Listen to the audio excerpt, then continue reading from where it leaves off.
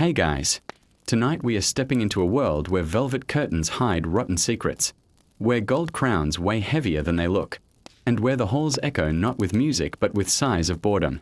Imagine yourself walking through corridors so drafty your bones ache, even while every wall drips with wealth you'll never touch. You're about to witness royal life as it really was, not the fairy tales, not the romantic dramas, but the awkward, exhausting, and often ridiculous routines of kings, queens, and everyone forced to bow before them. And yes, spoiler alert, you probably won't survive this. So, before you get comfortable, take a moment to like the video and subscribe, but only if you genuinely enjoy what I do here. While you're at it, drop a comment telling me where you're watching from and what time it is there. Now, dim the lights, maybe turn on a fan for that soft background hum, and let's ease into tonight's journey together. You step into the throne room, and immediately, the weight of 100 gazes crushes you. Every noble's eyes cut like tiny blades, scanning your clothes, your posture, the angle of your bow. The marble floor reflects candlelight in dizzying patterns, and somewhere above, a tapestry hangs so large it could smother you if it fell. Mainstream fact: in most medieval and early modern courts, entrances weren't just entrances, they were rituals. How you walked, who announced you, and how long you bowed determined not only your reputation but sometimes your survival. The air itself feels staged. Perfume battles with sweat. Incense lingers like a fog that doesn't quite hide the stench of unwashed wool beneath jeweled cloaks. You adjust your collar, but it scratches worse the more you touch it. Quirky detail: some kings demanded bowing so deep and so frequent that courtiers developed chronic back problems.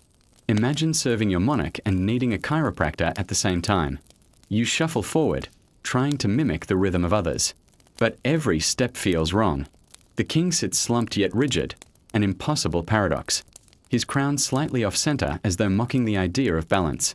The queen's smile looks painted on, and you wonder how long her jaw can hold before it cracks. Scholars still argue whether such courtly displays were genuine loyalty or elaborate theater to mask fear.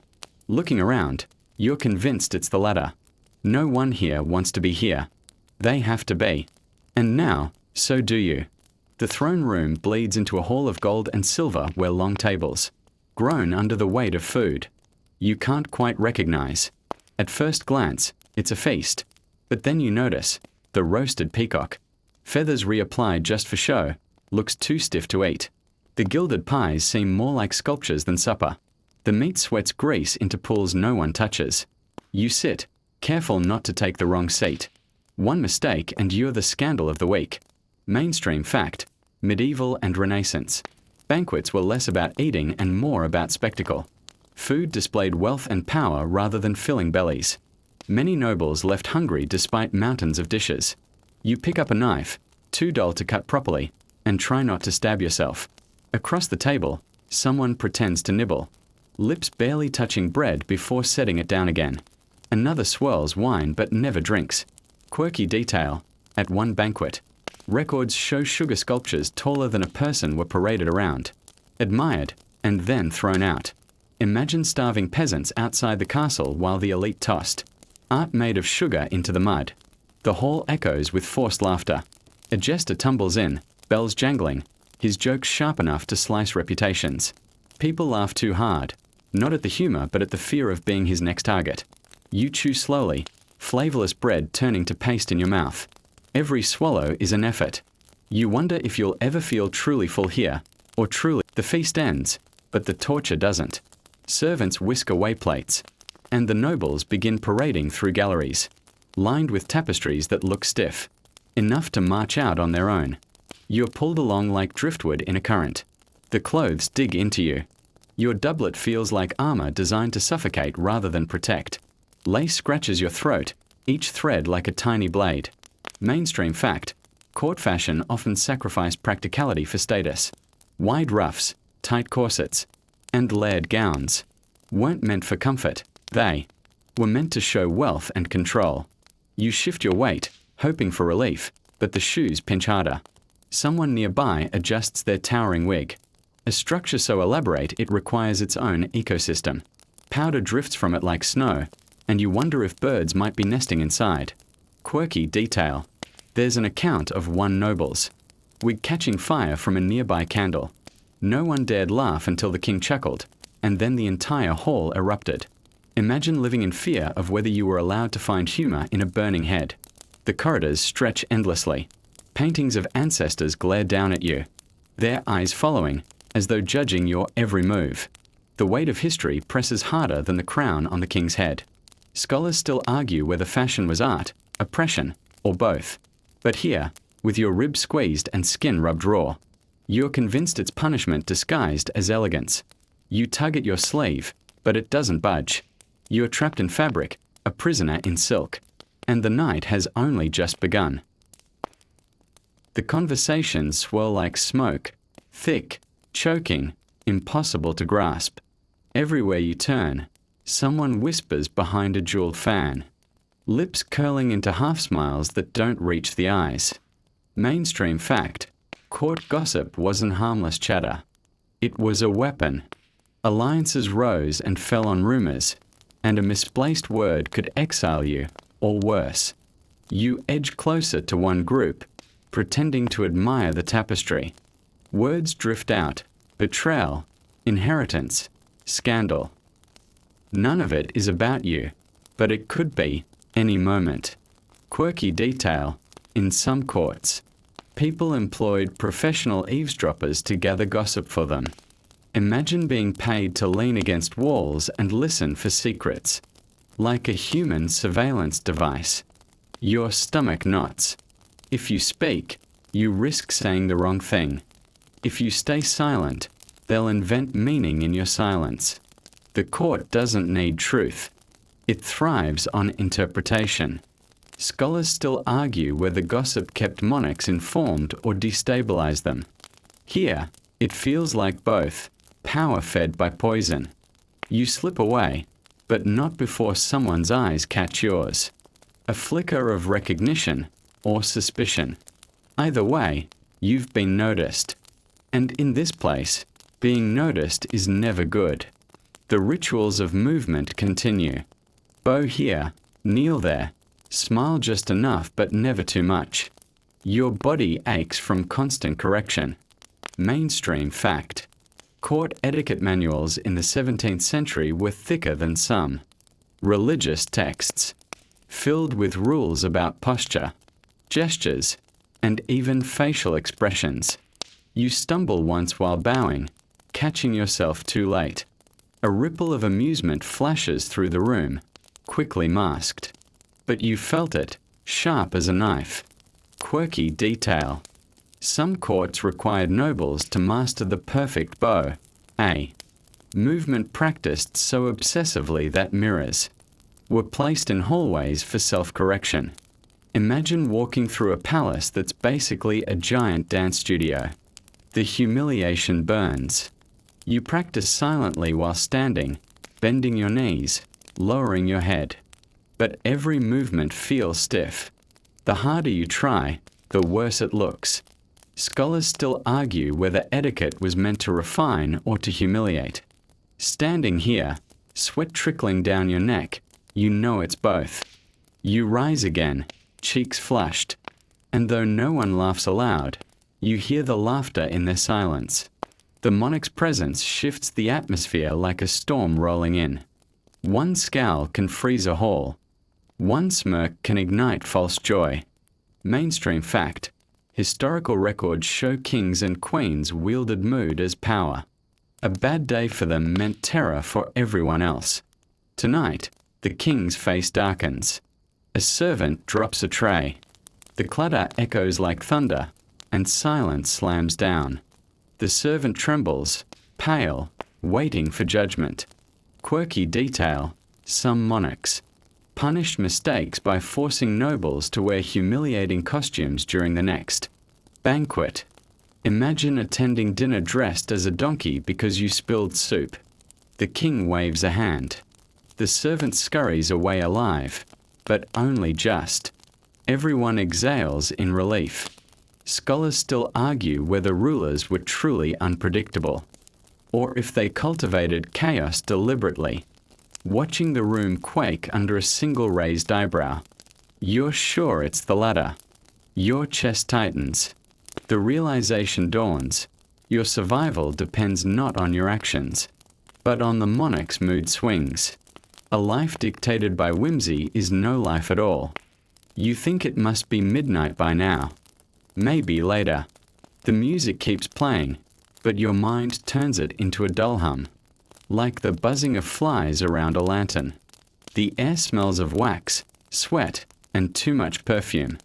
Your body aches from sitting too long, bowing too often, pretending too hard. And then something new happens. A man steps into the hall, not dressed like the others. His robe is heavier, darker, and his face is shadowed. He carries a staff, not for walking but for signaling. Everyone notices immediately. The murmurs stop. Heads tilt. You realize it's not a servant, not another noble. He's here for a purpose. He clears his throat, and the silence deepens. The king nods once, permission granted. The man begins to speak, and though the words are foreign, the tone is unmistakable. It's a reading, something long, something ancient. The nobles bow their heads slightly, as if reverence is required. Mainstream fact: in medieval and early modern courts, readings of religious or legal texts were often inserted into banquets and gatherings, partly as ritual, partly to remind everyone that divine order, or royal law, was always present. You try to listen. Really, you do. But the droning voice is steady, hypnotic.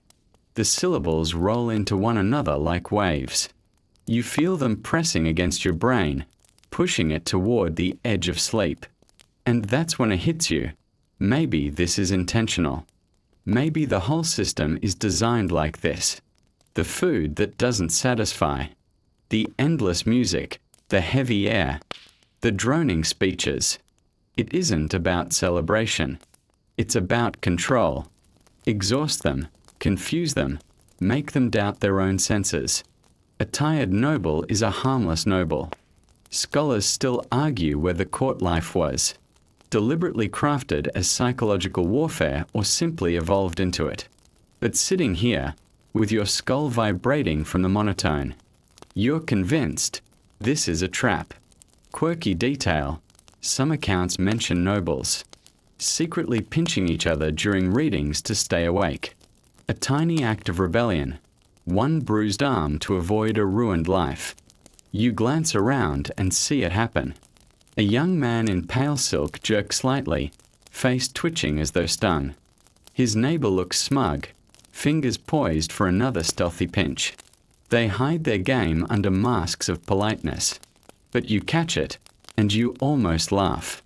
That small, secret cruelty sparks something in you. You imagine yourself pinching someone, hard, just to feel alive, just to remind yourself you're still here, still awake. But instead, you clench your own thigh until pain radiates upward. Better to wound yourself than let anyone else know how close you are to surrendering. The voice drones on. The staff strikes the floor once. Then silence again. Everyone exhales, but quietly, as though even relief is dangerous. The man bows and leaves, his shadow stretching long across the marble. The doors close. The music resumes. And just like that, the cycle restarts. But now you're different. The thought that this might never end grows heavier. Maybe you'll be stuck in this loop forever. Banquets that don't nourish. Speeches that don't inspire. Company that doesn't care. A prison made of etiquette and silk. And you can't shake the feeling that you've been here before. Or that maybe, just maybe, you'll never leave. The king doesn't rise. Instead, he signals for something else, something heavier. A man in robes steps forward, carrying a velvet cushion with a single parchment atop it. The air shifts instantly. This isn't entertainment. This is law. The parchment is unrolled, its edges frayed from handling. The scribe begins to read, voice echoing through the chamber. His tone is deliberate, each word like a nail hammered into wood. Everyone listens, though not because they care about the words. They care about what the words mean for their futures. Mainstream fact: royal decrees weren't just announcements, they were theatre. Reading them, aloud in front of courtiers, reminded everyone that power came from the monarch's voice. The decree tonight concerns taxes. Of course it does. More coin for the crown, less bread for the peasants. Nobles shift uncomfortably, knowing they'll be the ones squeezed first. But no one protests. No one even sighs too loudly. Quirky detail: some decrees included absurd laws, like banning shoes with overly long points or restricting the color purple to royals. Imagine facing punishment for choosing the wrong shade of clothing in the morning. Scholars still argue whether these laws were genuine governance or just tools to remind people of their place. Looking around the hall, you realize it doesn't matter. Either way, resistance is impossible. The decree ends. Applause follows. Yes, applause for higher taxes. The theatre of survival continues. Sleep should come as a release. But tonight it doesn't. You lie in a bed too big for comfort. Sheets heavy with dust. The chamber is silent except for the wind pressing against the shutters, like a hand trying to get in. You close your eyes, but the day won't let you go. Every bow, every whisper, every half-fake smile replays behind your eyelids. You toss, but the mattress feels like stone. Mainstream fact: many castle chambers were cold, drafty, and uncomfortable. Despite tapestries and braziers, warmth was a luxury rarely achieved. The king doesn't rise. Instead, he signals for something else, something heavier. A man in robes steps forward, carrying a velvet cushion with a single parchment atop it. The air shifts instantly. This isn't entertainment. This is law. The parchment is unrolled, its edges frayed from handling. The scribe begins to read, voice echoing through the chamber. His tone is deliberate, each word like a nail hammered into wood. Everyone listens, though not because they care about the words. They care about what the words mean for their futures. Mainstream fact: royal decrees weren't just announcements, they were theatre. Reading them, aloud in front of courtiers, reminded everyone that power came from the monarch's voice. The decree tonight concerns taxes. Of course it does. More coin for the crown, less bread for the peasants. Nobles shift uncomfortably, knowing they'll be the ones squeezed first. But no one protests. No one even sighs too loudly. Quirky detail: some decrees included absurd laws, like banning shoes with overly long points or restricting the color purple to royals. Imagine facing punishment for choosing the wrong shade of clothing in the morning. Scholars still argue whether these laws were genuine governance or just tools to remind people of their place. Looking around the hall, you realize it doesn't matter. Either way, resistance is impossible. The decree ends. Applause follows. Yes, applause for higher taxes. The theatre of survival continues. Sleep should come as a release. But tonight it doesn't. You lie in a bed too big for comfort. Sheets heavy with dust. The chamber is silent except for the wind pressing against the shutters, like a hand trying to get in. You close your eyes, but the day won't let you go. Every bow, every whisper, every half-fake smile replays behind your eyelids. You toss, but the mattress feels like stone. Mainstream fact: many castle chambers were cold, drafty, and uncomfortable. Despite tapestries and braziers, warmth was a luxury rarely achieved. The hunt ends, but the exhaustion doesn't. Back at the castle, the carcass of a deer is paraded in like a trophy, blood staining the marble floors. The smell clings to you, iron and rot mixing with incense. A banquet follows, of course, because everything must be a show. This time, the deer is roasted whole, its glassy eyes staring accusingly as nobles carve into it. You take a bite, but it's tough, flavorless. The effort to chew feels heavier than the meat itself. Mainstream fact: feasts often displayed the very animals hunted earlier in the day, symbolizing both conquest and abundance.